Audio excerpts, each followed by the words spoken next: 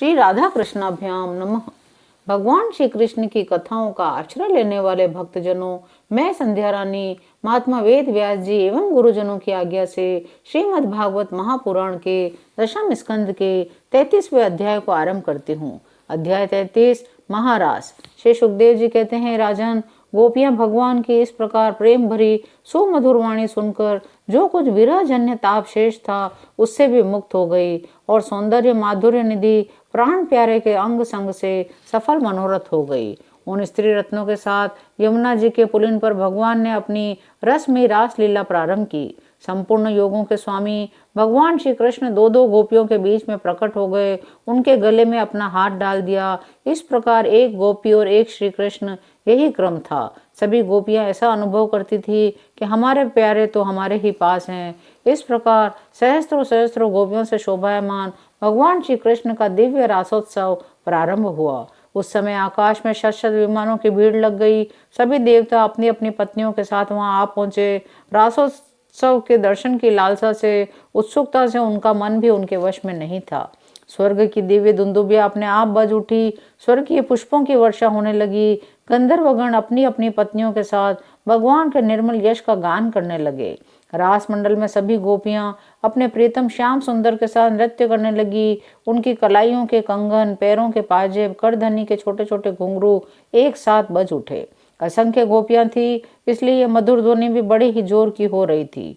नृत्य के समय गोपियां तरह तरह से ठुमक ठुमक कर अपने पांव कभी आगे बढ़ाती, कभी पीछे हटा लेती, कभी गति के अनुसार धीरे धीरे पांव रखती, तो कभी बड़े वेग से, कभी चाक की तरह घूम जाती, कभी अपने हाथ उठा उठा कर भाव बताती, तो कभी विभिन्न प्रकार से उन्हें चमकाती। इस प्रकार नटवर नंदलाल की परम प्रेयसी गोपियां उनके साथ गा गा कर नाच रही थी। उस समय ऐसा जान पड़ता था मानो बहुत से श्री कृष्ण तो सांवले सांवले मेघ मंडल हैं, उनके बीच में चमकती हुई गोरी गोपियां बिजली है। उनकी शोभा असीम थी। गोपियों का जीवन भगवान की रति है, प्रेम है। वे श्री कृष्ण से सटकर नाचते नाचते ऊंचे स्वर से मधुर गान कर रही थी। श्री कृष्ण का संस्पर्श पा पाकर और भी आनंद मग्न हो रही थी। उनके राग रागिणों से पूर्ण गान ये सारा जगत में अब भी गूंज रहा है।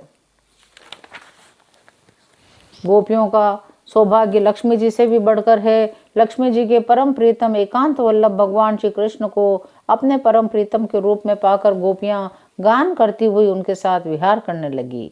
परीक्षित, जैसे नन्हा सा शिशु निर्विकार भाव से अपनी परछाई के साथ खेलता है, वैसे ही रमा रमण भगवान श्री कृष्ण कभी उन्हें अपने हृदय से लगा लेते, कभी हाथ से उनका अंग स्पर्श करते, कभी प्रेम भरी तिरछी चितवन से उनकी ओर देखते, तो कभी लीला से उन्मुक्त हंसी हंसने लगते।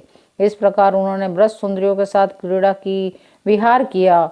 भगवान श्री कृष्ण की यह रासलीला देखकर स्वर्ग की देवांगनाएं भी मिलन की कामना से मोहित हो गई और समस्त तारों तथा ग्रहों के साथ चंद्रमा चकित और विस्मित हो गए। परीक्षित, यद्यपि भगवान आत्माराम है, उन्हें अपने अतिरिक्त और किसी की भी आवश्यकता नहीं है, फिर भी उन्होंने जितनी गोपियां थी उतने ही रूप धारण किए। खेल खेल में उनके साथ इस प्रकार विहार किया।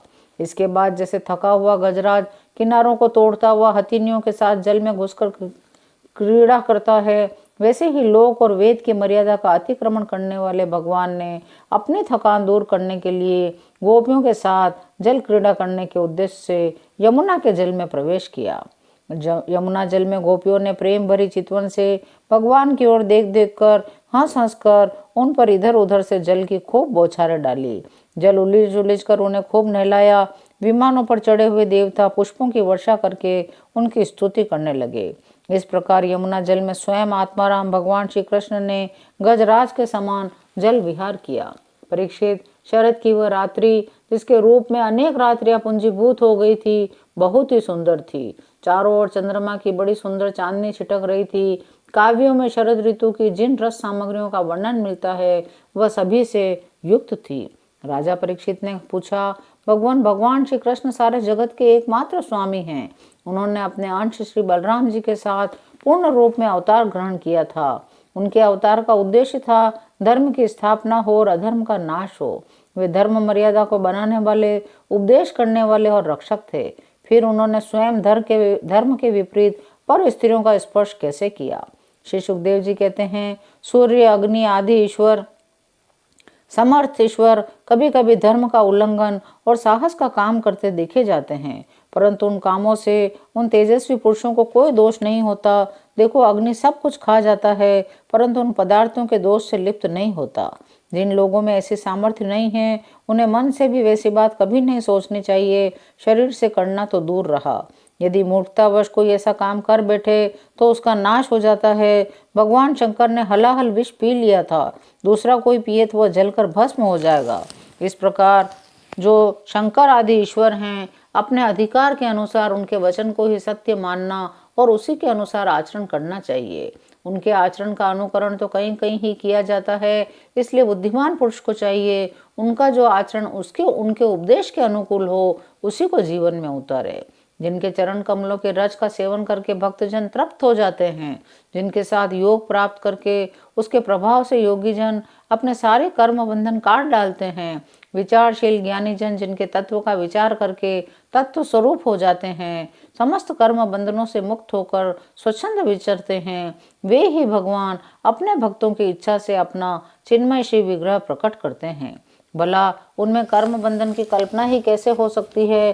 गोपियों के, उनके पतियों के और संपूर्ण शरीरधारियों के अंतःकरणों में जो आत्मा रूप से विराजमान है, जो सबके साक्षी और परम पति हैं, वही तो अपना दिव्य चिन्मय श्री विग्रह प्रकट करके यह लीला कर रहे हैं। भगवान जीवों पर कृपा करने के लिए ही अपने को मनुष्य रूप में प्रकट करते हैं और ऐसी लीलाएं करते हैं जिन्हें सुनकर जीव भगवत परायण हो जाए। ब्रजवासी गोपों ने भगवान श्री कृष्ण में तनिक भी दोष बुद्धि नहीं की। वे उनकी योग माया से मोहित होकर ऐसा समझ रहे थे कि हमारी पत्नियां हमारे पास ही हैं। ब्रह्मा की रात्रि के बराबर वह रात्रि बीत गई, ब्राह्म मुहूर्त आया। यद्यपि गोपियों की इच्छा अपने घर लौटने की नहीं थी, फिर भी भगवान श्री कृष्ण की आज्ञा से वे अपने अपने घर चली गईं, क्योंकि वे अपनी प्रत्येक चेष्टा से, प्रत्येक संकल्प से केवल भगवान को ही प्रसन्न करना चाहती थी। परीक्षित, जो धीर पुरुष ब्रज युवतियों के साथ भगवान श्री कृष्ण के इस चिन्मय रास विलास का श्रद्धा के साथ बार बार श्रवण और वर्णन करता है, उसे भगवान के चरणों में पराभक्ति की प्राप्ति होती है। वह बहुत ही शीघ्र अपने हृदय के रोग काम विकार से छुटकारा पा जाता है। उसका काम भाव सर्वदा के लिए नष्ट हो जाता है। 33वां अध्याय यहीं विराम लेता है। शेष अगले अंकों में। जय श्री कृष्ण।